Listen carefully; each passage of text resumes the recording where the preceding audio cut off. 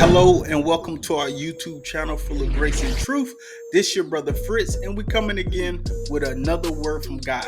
Today we're going to be intentionally studying God's word, learning how to study God's word with intention, being intentional with what we're doing with God's word, breaking God's word down so we can be able to digest it and eat bits by bits so we can be able to regurgitate what God has told us so we can live this victorious Christian life.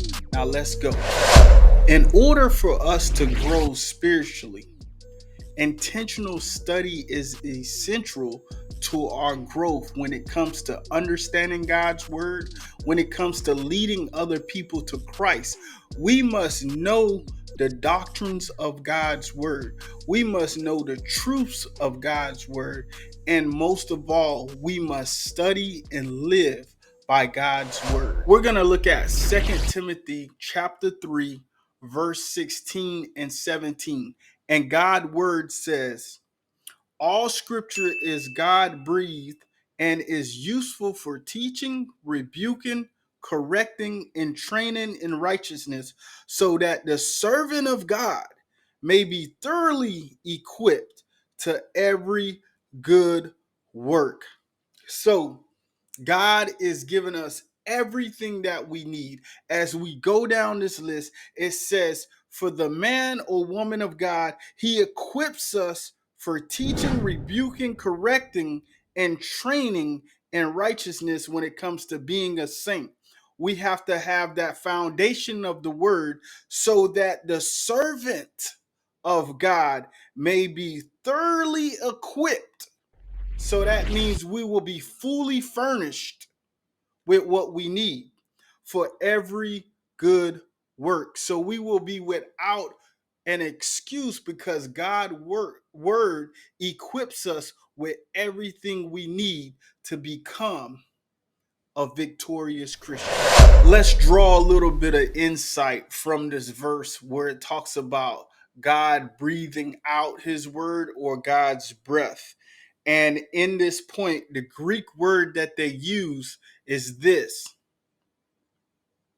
Signifies that the scriptures are the product of God's breath, indicating their divine origin and authority. So, if God says it is authorized by him, so it holds authority, it holds weight. That's what he's describing when it comes to his word, the scripture. It's authoritative. It has authority over all. We as believers, we believe in what the Bible says. It should have authority in and over our life because God said it. Now let's look at the supporting verse to this. We're going to be coming out of 2 Timothy chapter 1 verse 21. It says, for prophecy never had its origin in the human will, but by prophets through human spoke from God as they were carried along by the Holy Spirit. So men spoke and prophesied what God said through the empowerment of his Holy Spirit. So you can't just say man wrote this or man is saying this and it doesn't hold weight, because when we looked at that Greek word in this context of the verse, it says God breathed these words out, so it gives authority. And we know that God, the Holy Spirit, and Jesus Christ is one. And in this point, it says the Holy Spirit moved upon men so they would prophesy what God said. So it holds weight not from man, but the authorization and the authority of God. Another important point that this verse brings up, it brings up allowing us to know that it is useful, the Bible, the scripture, God's word, for teaching, rebuking, correcting, and training in righteousness. Amen. It's a multifaceted purpose for us to be equipped and to know what God is calling us to do through his word. It serves as a comprehensive guide for personal and spiritual development. So, what does that mean? It means that the Word of God has practical principles that can help you change your life, even if you're not so called spiritual. But it also feeds the inner man, which is your spirit, man, your spirit, to engage, because we know that we can only serve God through spirit and in truth. And that spirit, which is the Holy Spirit that dwells within us when we become believers and we believe on his dear son, now he comes to live within us. And from that point on, we begin to understand the things in the mind of God because he lives within us. We're going to look at the supporting verse, and that's going to come out of Psalms chapter 119, verse 105, very popular. Your word is a lamp upon my feet and a light unto my path. Meaning that his word guides us. It's a compass for our lives. So we can look into the word of God and understand that we can be trained by the word of God. I remember when I first started reading God's word and it said, get wisdom, get knowledge, get understanding. And I knew I didn't have a high school diploma. And automatically the Holy Spirit spoke to me through those words. That was him training me to understand that I needed some knowledge and some understanding. So I act on it. And that's what we must do in scripture. We must act on the word. Your word is a lamp. It allows us to see the path that we're going down. And if we keep God's word in front of us, we will be able to recognize the pitfalls that may come or the obstacles that we can go around. And with the faith of God in us, we can also go through, or the mountains we can also climb. Amen. Now let's look at the supporting verse that we talk about here. I'm going to go to Ephesians, but before I go there, we want to look at how thoroughly equipped for every good work. That piece. The ultimate goal of Scripture is to thoroughly equip the saints of God or the servants of God, providing the necessary tools and guidance for a life characterized by good works. God wants us to have good works. And it also says in the Bible, for my Father which is in heaven can see your good works. Let's look at the supporting verse. We're going to go to Ephesians chapter 2, verse 10. And it says, for we are God's handwork or workmanship, depending on what translation, created in Christ Jesus to do good work. What were we born to do once we become born again? It tells us that we are created in Christ Jesus to do good works, which God prepared or preordained in advance, for us to do. Amen. So God has called us to do a good thing, a new thing, a good work.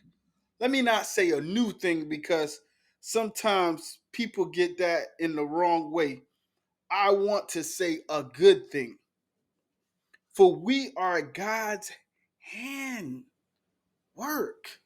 meaning he crafted us. He designed us. And in the beginning of the book of of Genesis, it tells us we were created in his image and after his likeness. His handiwork is what created heaven and earth, and all things that we have seen exist through Christ. Amen. So in conclusion, when we look at 2 Timothy chapter 3, verse 16 and 17, we begin to understand that God breathed out his word for us to have it. And he also used men of God who was moved upon by the Holy Spirit to speak the things and to prophesy the things that God has called us to do, to be fully equipped, to be able to be trained by his word, to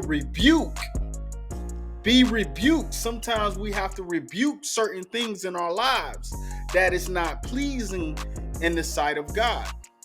So that happens when we go to the point of sanctification and we understand that we can no longer live in a lifestyle that is not pleasing to God. And we begin to change because the word of God begin to wash us and to cleanse us, and we begin to become convicted. And from that point, if you're convicted by the Holy Spirit, you will feel some sense of sorrow and you would want to turn, like the Bible says, turn from your wicked ways. Amen. And I was at that point where I was straddling the fence, and it was like, hey, Fritz, are you going to serve God or are you going to serve the world? Serve yourself, which is the world. You can't do both. So I had to come to the point, and it takes time. It takes time, but you have to continue to read God's word. You have to continue to pray.